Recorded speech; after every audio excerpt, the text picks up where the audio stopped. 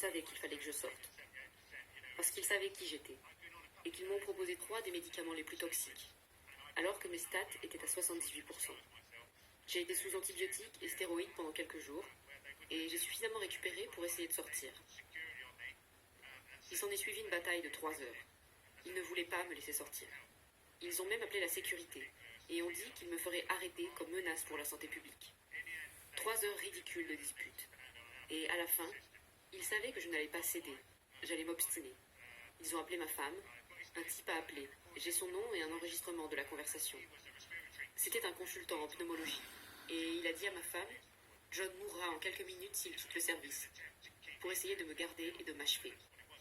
Je sais que c'était ça. Je ne suis pas stupide. Donc c'était vraiment glaçant. C'était vraiment glaçant. Et quand j'ai quitté l'hôpital, en fait, j'ai eu beaucoup de chance et je me suis fait de très bons amis.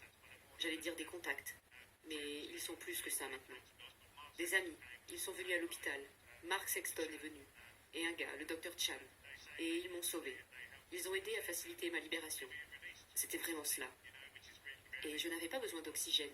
Ils me donnaient de l'oxygène dont je n'avais pas besoin. Ils essayaient désespérément de me mettre sous CPAP même dans l'ambulance sur le chemin de l'hôpital. Ils essayaient de me ventiler pour me persuader que la ventilation était la solution quand je suis arrivée à l'hôpital.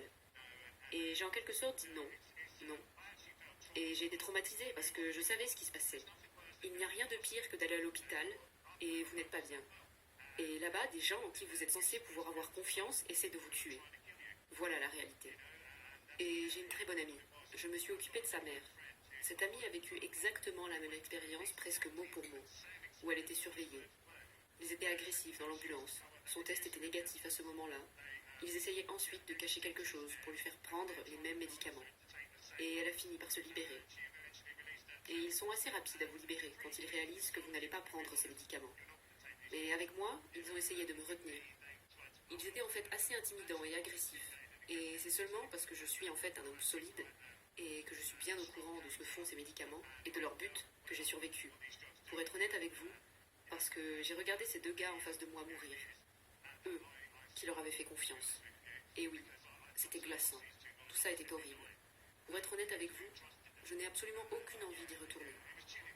Je peux vous dire que je préférerais mourir à la maison, je pense. Voilà où nous en sommes.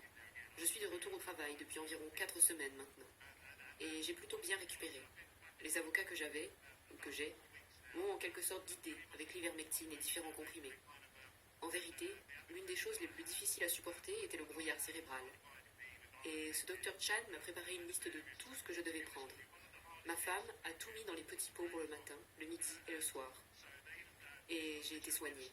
J'ai beaucoup de chance. Et quand j'ai quitté l'hôpital, j'ai ressenti une sorte de culpabilité du survivant. Parce que c'est un peu comme quitter une maison en feu. Des gens sont encore là et vont mourir. Je n'ai rien pu faire pour eux. Et ça va me hanter pour toujours, de ne pas avoir pu les sauver. Vous comprenez? Voilà à peu près où j'en suis.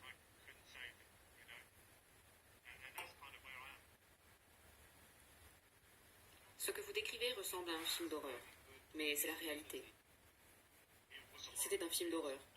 C'était horrible, sans aucun doute. J'ai une volonté assez forte, mais je pense que c'était un film d'horreur. Mais voilà à peu près où j'en suis. Ouais, je reviens juste en arrière pour vous montrer quelqu'un. Cette nana-là, cette avocate-là. C'est ce que je veux. Elle, comment ça s'appelle? Virginie. Virginie de Araujo. Rochila. C'est une Française. C'est elle qui a fait le rapport de crime contre l'humanité et qui a été arrêtée il n'y a pas longtemps. Donc je poursuis. Moi je reviens juste en arrière. Sans doute.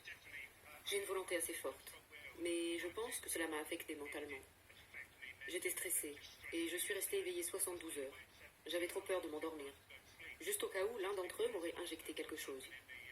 Vous ne comprendrez jamais, à moins d'être dans cette position et d'être isolé. Et il ne laisse ni la famille, ni les défenseurs vous soutenir. Et puis j'ai dû me battre 3 heures en haletant pour sortir. En sachant que si je ne le faisais pas, je mourrais probablement.